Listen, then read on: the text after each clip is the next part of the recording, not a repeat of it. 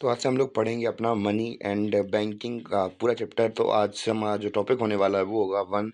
Topic number one में हम लोग मनी के बारे में पढ़ेंगे और इसके बाद पढ़ेंगे टॉपिक नंबर 1.1 में मनी और credit creation process. The process of money creation is a crucial concept for understanding the role that money plays in an economy. It potentially depends on the amount of money that banks keep in a reserve to the meet with the withdrawal of its customers. The practice of lending customers money to the other on the assumption that not all the customers will want all of their money back at any one point is known as the fractional reserve banking. We can illustrate how it works through a simple example. Suppose that the bankers in the economy come to the view that they need to retain only 10% of any money deposit with them. This is known as a reserve requirement. Now consider what happens when the customers deposit rupees 100 in bank X. The deposit changes the balance sheet of X and it represent a liability. It represent a liability to the bank because it is efficiently loaned to the bank by the customer. By lending 90% of this deposit to the another customer, the bank has the two types of asset. First, the bank reserve of 10 rupees, and the second, the loan equivalent to the 90 rupees. Now suppose that the recipient of the loan of 90 rupees uses this money to purchase some goods of this value, and sellers of the good deposit this rupees 19 in another bank another bank. Buy goes through the same process. It retains 9 rupees in a reserve and the loan 90 rupees, 90% of the deposit, rupee 81, to another customer. This customer in turn spend rupees 81 on the some kind or service. This recipient of the money deposit it at the bank that, and so on. This process continue until there is no more money left to the deposited and the loaned out. The total amount of money created from this one deposit of 100 rupees can be calculated. Now the deposit reserve requirement is equal to 100 upon 0.10 is equal to 1000 rupees. It is a it is sum of all the deposits now in the banking system. Also, note that the original deposit of 100 rupees via the practice of reserve banking was the catalyst for 1000 worth economic transition. That is not to say that economic growth would be zero without this process, but instead that it can be important component in economic activity. The amount of money that the banking system creates through the practice of fractional reserve banking is a function of 1 divided by the reserve requirement, a quantity known as the money multiplier. In the case just examined, the money multiplier is 1 upon 0.10 is equal to 10.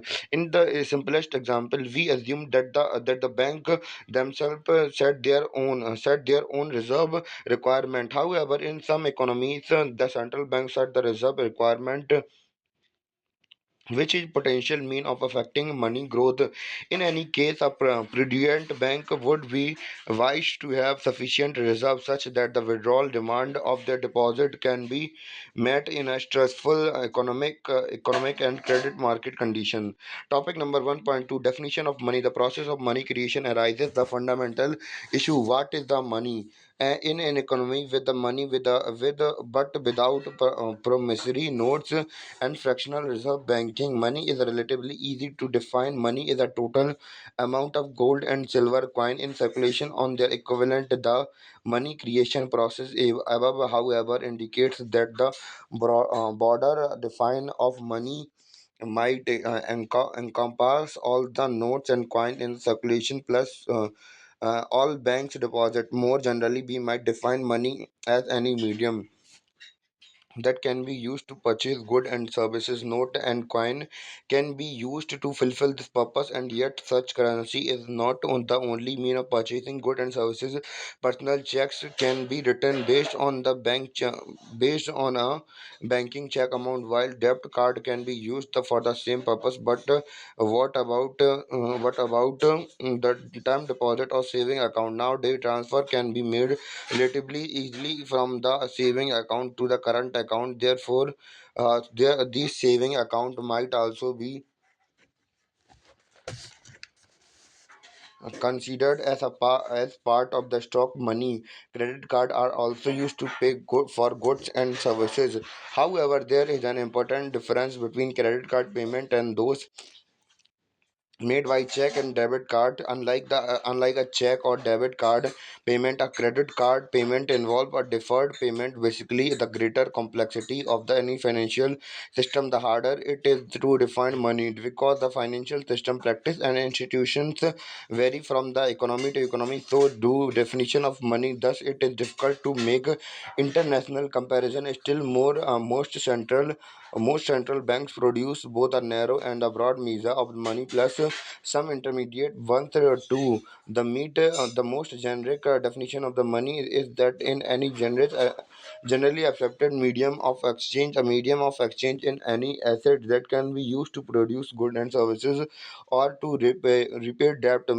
Money can thus eliminate the debting double coincidence of the wants problem that exists in the barter economy. However, for the money act as this liberating medium of exchange, it must possess certain qualities. It must be steady, acceptable, have a non-value, be easily divisible, have a high value relative to its weight, and be difficult to counterfeit. Topic number 1.3, functions and significance of money. Medium of exchange is in almost all market transaction in our economy. Money is the form of the currency or checks is a medium of exchange. It is used to pay for the good and services. The use of money as a medium of exchange promote economic efficiency by mining the time spent in exchange good and services. It eliminate the problem of going and finding services provided by specialized people, a practice prevalent in the water system. The time spent in trying to exchange good or services is called transaction cost. In a barter economy, transaction cost are high because there are satisfy a double constituent of want. They have to find someone who had a good or services they want to, and who also want the good and services they have to offer. Unit of account. Another important role of money is to provide unit of account, that is to used in to measure value in the economy. We measure the value of goods and services in term money, just as the measure weight in term of kilos, distance in terms of meter. In barter system, this advantage is missing as one cannot calculate and compare the price of the two different entities available in the market. Store of value.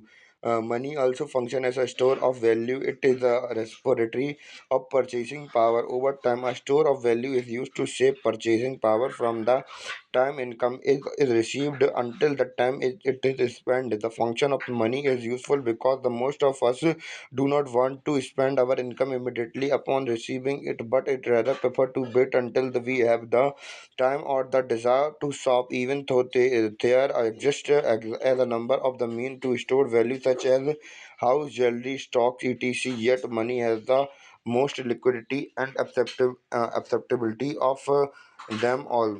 Standard deferred payment. Money facilitates not only the currency transition of goods and services but also their credit transitions. It facilitates the credit transition when the present goods are exchanged against future payment.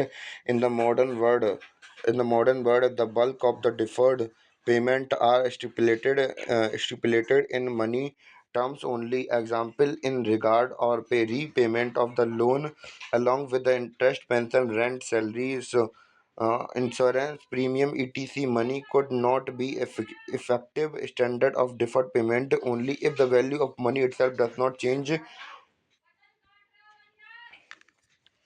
If prices increase or decrease sharply, resulting in large fluctuation in the value of money, it would make money a poor standard of deferred payment. Distribution of the national income. Money help in the distribution of national output. output among the people who have contributed in its production. In a modern society, people cooperate together as worker, owner of capital, landlord, etc. to produce goods. The resultant output is therefore to be distributed among all of them in the form of the wages and salaries, interest, rent, etc. In the absence of money, it would be always possible to distribute such an output, particularly in the case of individual good example machines. With the help of money, we can overcome such a problem. Topic number 1.4, kind of money. In a modern economy, the quantity of money in existence of one currency consumption and second deposit money component. Topic number 1.4.1, currency component. Currency component include in coin and paper currency. Coin refer to all metallic money. The few things to note about coins are token currency. Token money is the money that face of which is more than the intrinsic value. The right of the minting coins is the monopoly of government. These are useful for making transaction of small value. They constitute a very small component of modern money. Currency note refer to a paper money. The few things to note about the paper currency are: in India, virtually all paper money is circulation, consisting of note issued by RBI. Currency note have a very small intrinsic value of their own. It is inconvertible, i.e., there is no compulsion for central bank to exchange it for gold. After World War First, almost all countries abandoned gold convertibility. All notes carry the legend, "I promise to pay the bearer of the sum of 10 rupees," signed by the governor of RBI. Though the value of the paper and the metal itself is less than the net worth, yet people accept such note and coins in exchange of goods and which are apparently more valuable than these. This is because the value of the currency note and the coin is derived from the guarantee provided by the issuing authority of these coins. As every currency note bears on its face a promise from the governor of RBI that if someone produce the note to RBI or any other commercial bank, RBI will be responsible for giving the person purchasing power equal to the value printed on the note. The same is that also true for of coins. Currency note and the coins are therefore called the fiat money, as it is issued on the fiat order of the government. They are also called the legal tender, as they cannot refused by any citizen of the country for the settlement of any kind of transaction. However, recently, as the government of India took the step demonetize rupees 500 and 1000 currency, which means that the legal tender of currency unit was declared invalid from the specific date. Demonetization of the currency means discontinuity of the said currency from the circulation and replacing it with new currency. Topic number 1.4.2, deposit money component. Deposit money or the bank money refer to the deposit held by the bank on the basis of the which checks could be drawn. Such deposit can be two types: demand deposit, time deposit. Demand deposit, they are payable by the bank on demand from the account holder. Second, time deposit. Other deposit example, fixed deposit have a fixed period to maturity and are referred to as a time deposit. However, a check is not a legal tender. A person can legally refuse to accept payment by the check, as there is no guarantee that a check will be honored by the bank in case insufficient deposit with it. Topic number 1.5, money supply in India. Money supply refer to the total money. Of money in active circulation in the given country economies at a given time. It refers to the money held by the public, which include all economic unit, private, individual, businesses, firms, and institutions. It does not include the produce of money. RBI, government, commercial bank, to avoid double counting. Money supply is considered an important instrument for the controlling inflation by some of the economists. Economists analyze the money supply and develop the policies revolving around it. Through the controlling interest rate, the increasing or decreasing amount of money flowing in the economy, money supply data is collected, recorded, and published periodically by the RBI. Topic number 1.5.1, measured of money supply. There are several measures for the money supply such as M1, M2, M3, and M4. M1 is equal to currency with public coin currency note etc plus demand deposit held by the public with the commercial bank. It include all the financial assets which are generally accepted as a mean of payment. M1 is also called as narrow money because we have defined money supply here in a narrow definition of money which emphasizes the medium of exchange function and therefore include one those assets which are highly liquid. The word net implies that the only deposit of the public held by the bank are to be included in a money supply. The interbank deposit, which is commercial bank hold in other commercial banks, are not to be regarded as a part of money supply. The demand deposit, on the other hand, are the money deposit by the pupil bank and the other deposit with the RBI.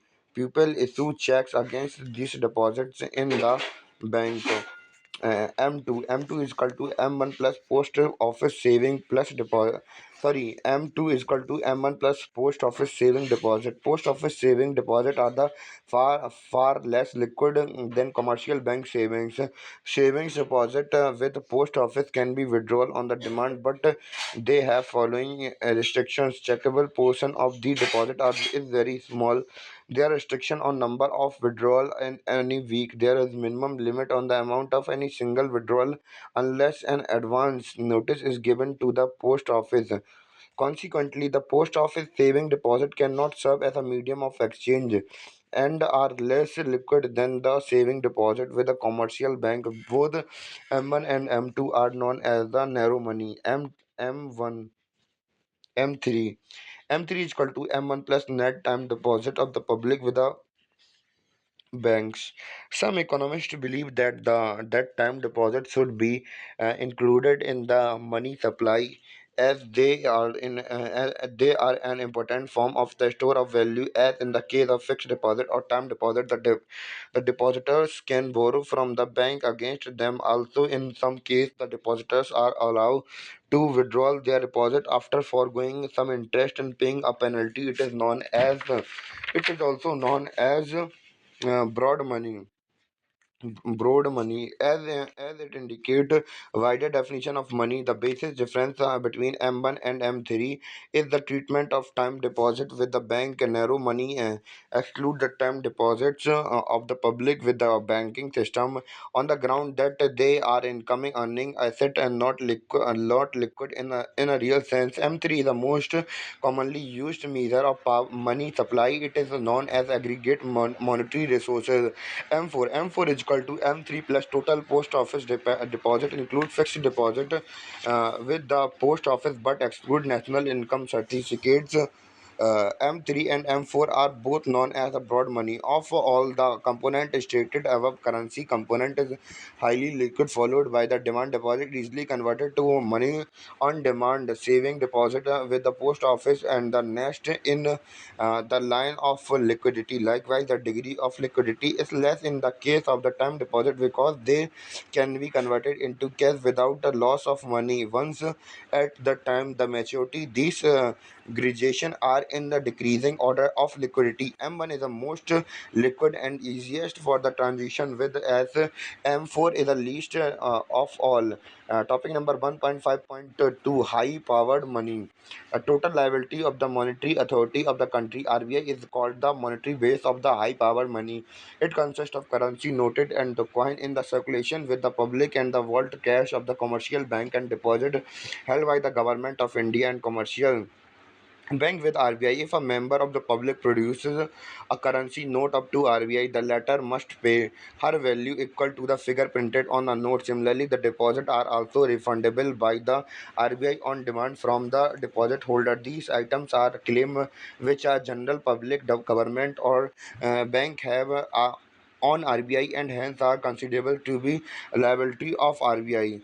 Topic number 1.6, factor affecting money supply in India. Money supply with the public is influenced mainly by the central bank of the country and its commercial bank, which is done in the changes and preference of the public for holding cash balance vis-a-vis deposit in the bank. There in these influence on the money supply can be summarized by the following key ratio: the currency deposit ratio, the ratio of the money held by the public in the currency to that they hold in a bank deposit. It reflects the people's preference of the liquidity. It verifies behavior parameter which depend among these other things on the season pattern of the expenditure. For example, CDR increase during the festive season as people convert deposit to cash balance to for meeting extra expenditure during such period. The reserve deposit ratio. Bank hold a part of money people keep in their bank deposit as their reserve money and the loan out of the rest of various investment project. Reserve money constrained two things: vault cash in bank and deposit of the commercial bank with RBI. Our bank use this reserve to meet the demand for the cash of account holders. Reserve deposit ratio (RDR) is the proportion of the total deposit commercial bank keep as reserves. Keeping reserve in is costly for bank, or otherwise they could lend bank to interest earning investment project. However, RBI require commercial bank to keep reserve in order to ensure that bank have safe cushion of asset to draw on which account holder want to paid. RBI uses various policy instrument to bring forth a healthy RDR in commercial bank. The first instrument is the cash reserve ratio, which specify the fraction of the their deposit that bank must keep with RBI. There is another tool called statutory liquid ratio, which require the bank to maintain a given fraction of their total demand and the term deposit in the form of the specified liquid asset. Apart from this ratio, RBI uses a certain interest rate called the bank rate to the control the value of the RDR. Commercial bank can be borrowed money from the RBI at the bank rate when they run a sort of reserve. A high bank rate makes such borrow from the RBI costly, and in effort encourages the commercial bank to maintain its healthy RDR through its financial policy. The government also fleet some extent the supply of money. Finer detail of the aspect of have been dealt with in the document on monetary policy. Second, banking. Banking are the financial institute that accept a deposit and make loans. Included under the term bank are firms such as the commercial bank, saving and the loan associations, mutual savings banks, and the credit union bank are the financial intermediaries that average person interact with most frequently. A person who need a loan to buy a house or a car usually obtain it from a local bank. Most people keep a large proportion of their financial wealth in a bank in the form of the saving account or the other type of bank deposit. Because banks are the largest finance intermediaries in our economy, they need to be understood well. The following three functions are essential in making a financial institute a money. First, accept deposit. Bank accept deposit from the public at a large which are repayable on the demand and withdrawal by checks or otherwise. Lending. Banks uses their deposit for lending to other and undertaking investment in securities. Third, creation of money. It is a unique characteristic of commercial bank. Their debt circulate as money in the economy. Banks have the power to destroy the and creation money through the lending activities. Money created by the bank is known as the deposit money or the bank money. None of these are sufficient to make the financial institute a bank. However, the RBI in recent times given license for two new type of banks: payment banks and small finance bank as differentiated banks. 2.1 topic number Indian banking system. In India, the organized banking sector categorized into many different ways. Usually, there are categorized as follow: regional rural bank, cooperative bank, commercial bank. Topic number 2.1.1, Regional Rural Bank (RRBs).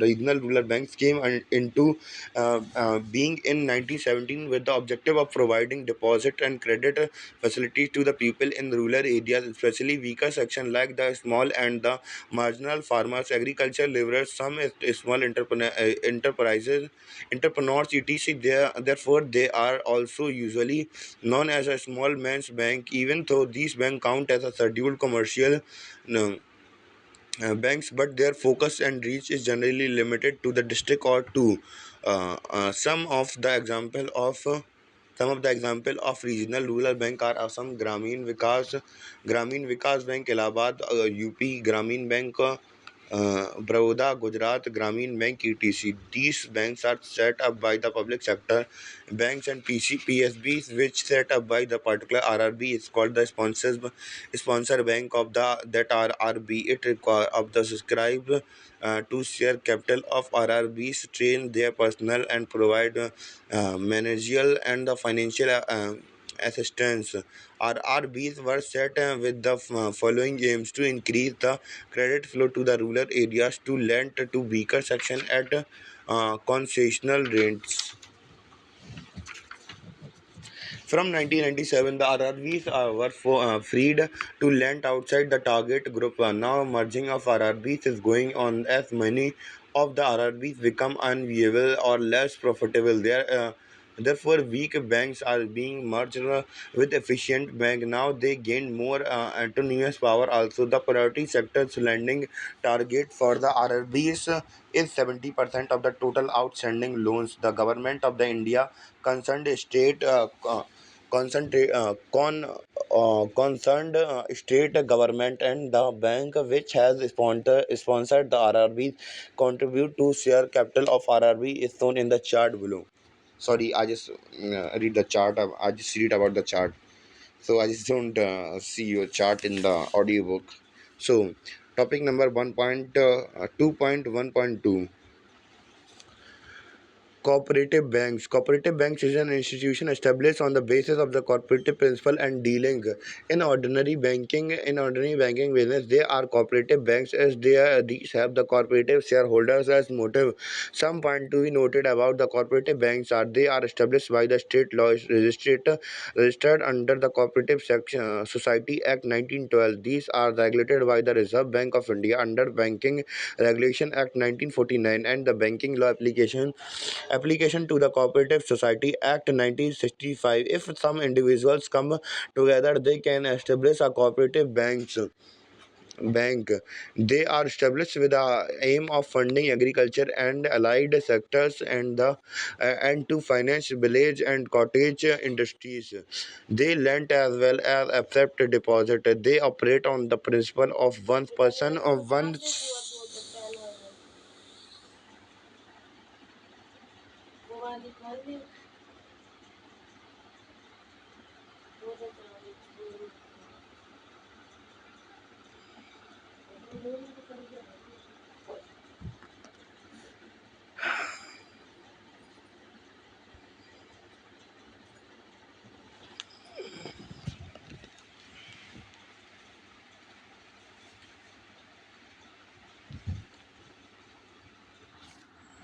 Now I read the topic cooperative banks again. Cooperative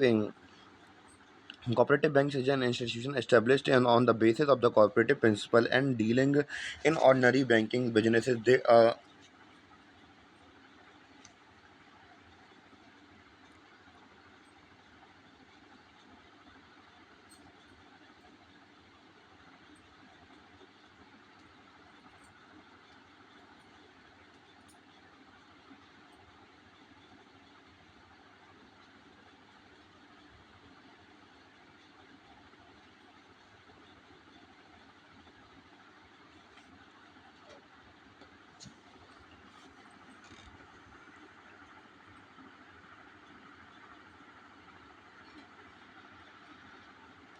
Cooperative banks is an institution established on the basis of the cooperative principle and dealing in ordinary banking businesses. They are called cooperative banks as these have cooperative stakeholder as motive. Some point to be noted about cooperative banks are They are established by the state law registered under the Cooperative Society Act 1912. These are regulated by the Reserve Bank of India under the Banking Regulation Act 1949 and the Banking Law Application and the Banking Law Application to the Cooperative Society Act 1965. If some individual uh, come together, they can establish a cooperative banks. They establish with the aim to funding agriculture and allied sector and the finance village and the cottage industry. They lend as well as accept deposit. They operate an principle of one person, one vote in decision making.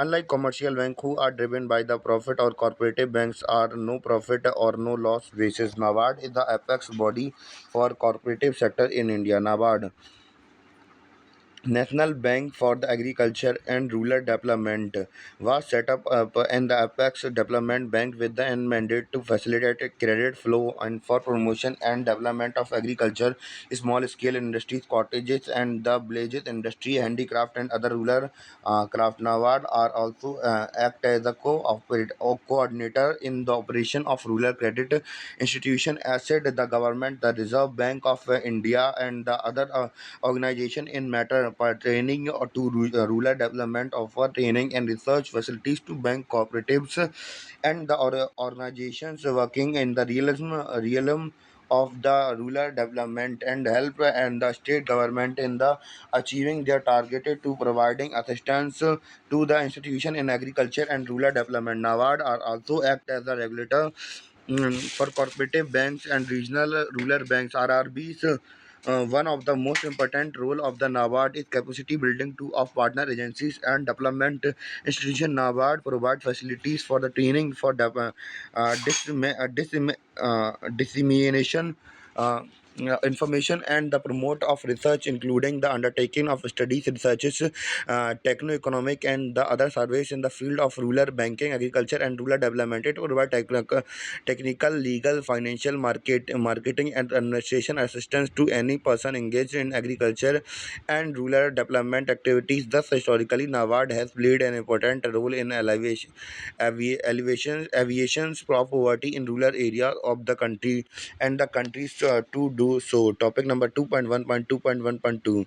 Topic types of cooperative banks. The cooperative banks are divided into four into urban and rural, which are further divided types of cooperative banks. The cooperative banks are divided into urban and rural, which are further divided into short-term structures and long-term structure are as so in flow below. Sorry, आज से tell about the फिर से structure के बारे में बता दिया मैंने. Topic number 2.1.2.2.2. Urban cooperative banks. The term urban cooperative banks UCBs, though not formally defined, refer to the primary cooperative banks located in the urban and the semi-urban areas.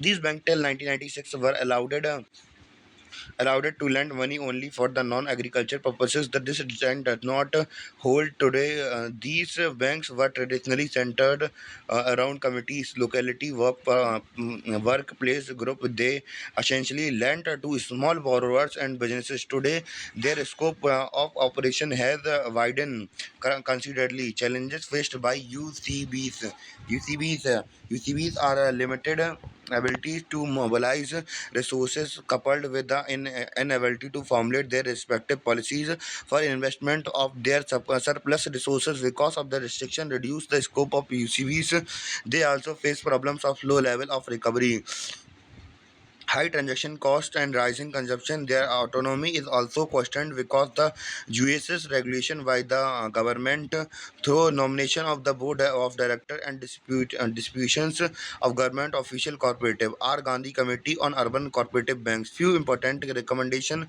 of this report are as follow: business size and convertibility. Business size and conversion of multi-state UCBs into joint stock banks. A business size of 2000 crores of or more may be the threshold limited beyond which UCBs may be expected to convert itself into commercial bank. The conversion need to not to be compulsory. However, the type of businesses to be undertaken by the those choosing not to convert may remain within the limit of plain in vanilla product and the services, and the growth will be at a much pace. Their expansion in term of branches, area of operations, and businesses line may be careful calibrated. I think इतना काफ़ी है आज के लिए, और जो अगला video होगा वो ये वाला चैप्टर पूरा कवर हो जाएगा उसके अंदर।